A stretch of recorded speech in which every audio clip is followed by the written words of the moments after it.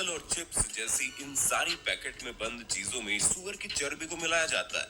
और क्या आपको पता है फैक्ट्री में काजू कैसे बनता है? अगर आप सोचते हैं कि काजू को डायरेक्ट पेड़ों से तोड़कर मार्केट में भेज दिया जाता है तो आप गलत हो, क्योंकि काजू का कच्चा फल जहरीला होता है। और क्या आपको पता है सप्लीमेंट बनाने के लिए जानवरों की हड्डियों का इस्तेमाल किया जाता है? अगर नहीं पता तो टेंशन नहीं लेने का, क्योंकि आज के वीडियो में हम आपको दिखाएंगे डेली लाइफ में इस्तेमाल होने वाली चीजें फैक्ट्री में आखिर कैसे बनती हैं। तो दोस्तों, फैक्ट्री का सफर स्टार्ट करने से पहले वीडियो को एक छोटा सा लाइक करके चैनल को सब्सक्राइब कर लो, क्योंकि ये वीडियो हमने बड़ी मेहनत से बनाई है। तो चलिए शुरू करते हैं। अपनी कुर्सी की पेटी बांध लीजिए, मौसम बिगड़ने वाला है। किशमिश मेकिंग प्रोसेस। दोस्तों, किशमिश कितना फायदेमंद होता है ये तो आपको पता ही होगा, लेकिन क्या आपको पता है जो अंगूर हम बाजार से लाते हैं उनसे किशमिश नहीं बनते। अगर आप उन अंगूर से किशमिश बनाने की कोशिश करोगे तो अंगूर ऐसे ही खराब हो जाएंगे। दोस्तों, भारत में अर्कावती और सुल्ताना इन्हीं दो अंगूर की किस्मों से किशमिश बनाई जाती है। तो दोस्तों, किशमिश बनाने के लिए सबसे पहले इन अंगूरों की खेती की जाती है, और जब ये सारे अंगूर पक जाते हैं तब बारी आती है इनकी हार्वेस्टिंग की, जिसके लिए वर्कर सभी अंगूरों के गुच्छों को तोड़ तोड़ कर कैरेट में भरते जाते हैं, जिसके बाद इन्हें गाड़ी पर लोड करके प्रोसेसिंग एरिया में लाया जाता है। और फिर इन अंगूरों से भरे कैरेट को बारी बारी से इथाइल ओलिएट और पोटेशियम कार्बोनेट के मिक्सचर में डुबोकर 3 से 5 मिनट तक छोड़ दिया जाता है। ऐसा करने से अंगूरों के सारे बैक्टीरिया और फंगस नष्ट हो जाते हैं, और इन केमिकल की वजह से अंगूरों की सूखने की प्रोसेस भी काफी तेज हो जाती है और ये सड़ते भी नहीं है। फिर इन अंगूरों को केमिकल में भिगाने के बाद इन्हें सुखाने के लिए एक जालियों का सेट बनाया जाता है, और इन जालियों पर अंगूरों को अच्छी तरह फैला दिया जाता है।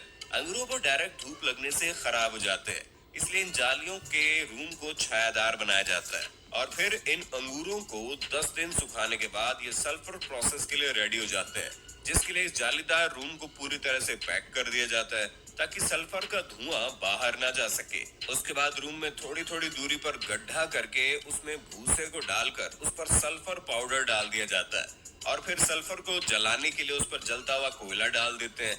ऐसा करने से रात भर सल्फर का धुआं अंगूरों पर लगता रहता है, जिसकी वजह से अंगूर तेजी से सिकुड़ने लगते हैं। और इसके बाद अगले दिन इस रूम को खोल दिया जाता है, और फिर अंगूरों को 4 से 5 दिन सूखने के लिए छोड़ दिया जाता है। और जब सभी अंगूर सूख कर पूरी तरह से किशमिश बन जाते हैं तो इन किशमिश को निकाल कर कैरेट में भर लिया जाता है। इसके बाद इनकी सफाई करने के लिए इन्हें प्रोसेसिंग फैक्ट्री में लाया जाता है। फैक्ट्री में लाने के बाद सबसे पहले किशमिश को क्लीनिंग मशीन में डाला जाता है, जहां ये किशमिश कन्वेयर बेल्ट की मदद से जब वाइब्रेटिंग मशीन तक पहुंचते हैं तो ये मशीन अपने आप वाइब्रेटिंग सिस्टम की मदद से किशमिश में मौजूद डंडियों और कचरों को अलग कर देती है। और फिर इन अलग हुए किशमिश को वाटर प्रोसेसिंग से गुजारा जाता है ताकि किशमिश पर लगे केमिकल और धूल वगैरह अच्छी तरह से साफ हो जाए। और क्लीनिंग पूरी तरह से कंप्लीट होने के बाद इन गीले गीले किशमिश को ड्रायर मशीन में सुखाया जाता है, और फिर किशमिश सूख जाने के बाद फाइनली इनकी पैकिंग करके इन्हें मार्केट में भेज दिया जाता है। Wine making process.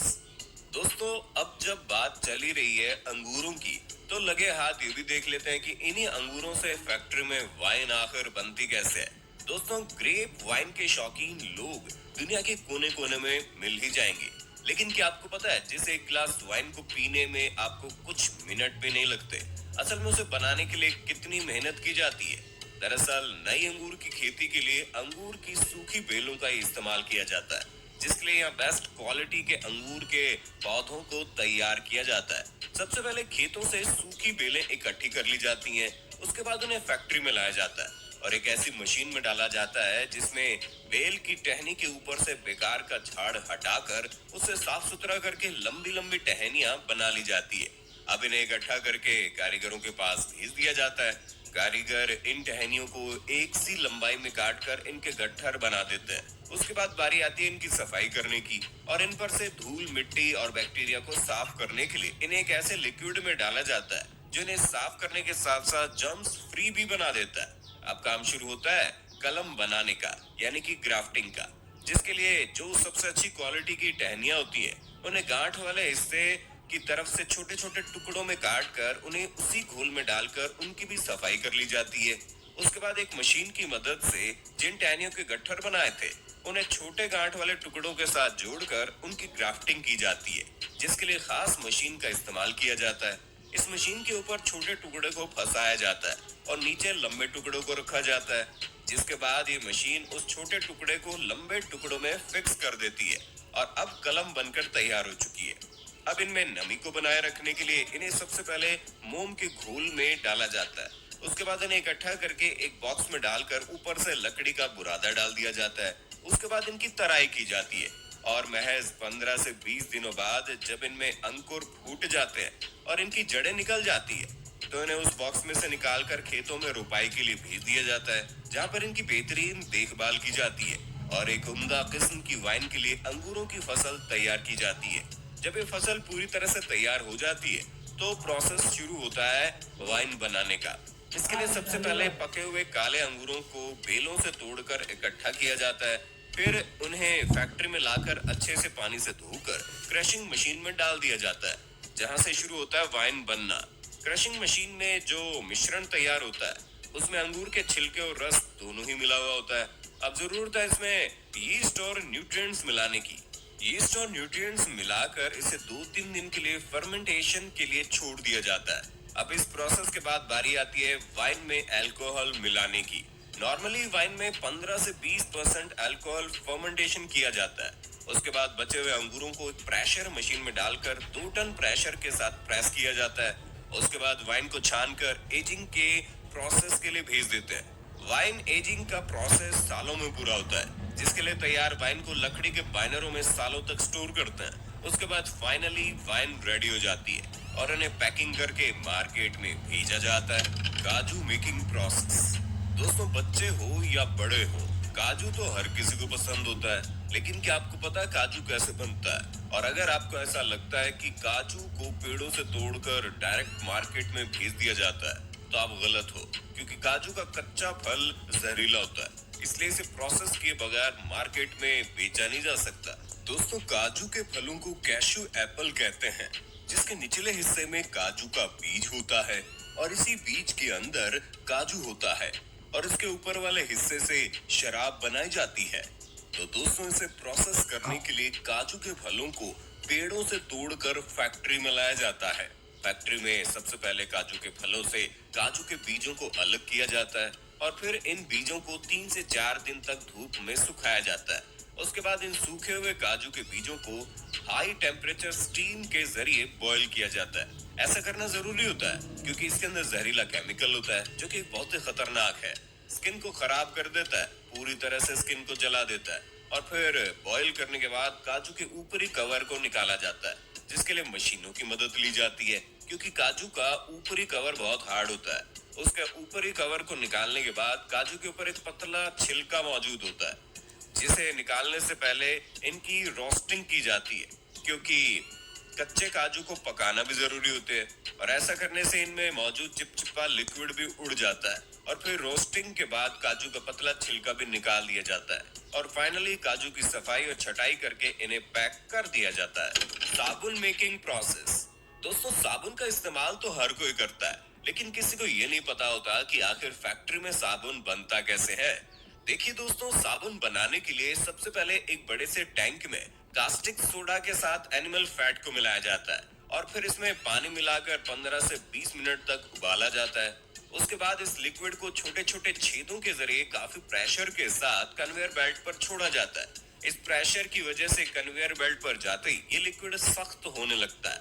उसके बाद इस मिक्सचर को 2 रोलर के बीच से गुजारा जाता है, जहां से मिक्सचर पतली पतली रिबन के शेप में बाहर निकलता है। और अब इन पतले पतले रिबन को ग्राइंडर में डालकर छोटे छोटे टुकड़ों में काट लिया जाता है और फिर उसे दूसरे कंटेनर में डालकर कंपनी वाले अपने प्रोडक्ट के हिसाब से उसमें कलर और खुशबू के लिए फ्रेग्रेंस ऑयल मिलाते हैं।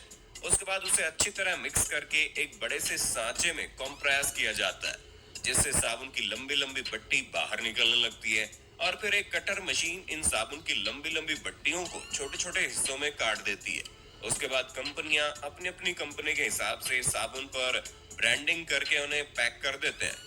Polyester cloth making.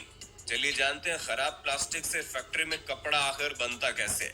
देखिए दोस्तों, खराब प्लास्टिक से कपड़ा बनाने के लिए सबसे पहले दुनिया भर से बहुत सारा खराब प्लास्टिक का मटेरियल फैक्ट्री में मंगवाया जाता है। उसके बाद इन सारे खराब प्लास्टिक के मटेरियल को कन्वेयर बेल्ट पर डालकर बहुत ज्यादा खराब प्लास्टिक को अलग कर दिया जाता है और फिर इन खराब प्लास्टिक के मटेरियल को एक क्रशर मशीन में डालकर क्रश किया जाता है। इसके बाद इस बारीक प्लास्टिक को गरम गरम पानी में डालकर उबाला जाता है और जब ये प्लास्टिक बिल्कुल साफ हो जाती है तो एक छलनी की मदद से इन ऑफ प्लास्टिक को छानकर बाहर निकाल लिया जाता है, जिसके बाद इन प्लास्टिक को एक रोटेटिंग मशीन में डालकर ड्राई कर लिया जाता है और फिर इस ड्राई प्लास्टिक के पाउडर को इस मशीन में डाला जाता है, जहां ये प्लास्टिक का पाउडर हाई टेम्परेचर से गुजरते हुए प्लास्टिक के लंबे लंबे थ्रेड की शेप में बाहर निकलता है।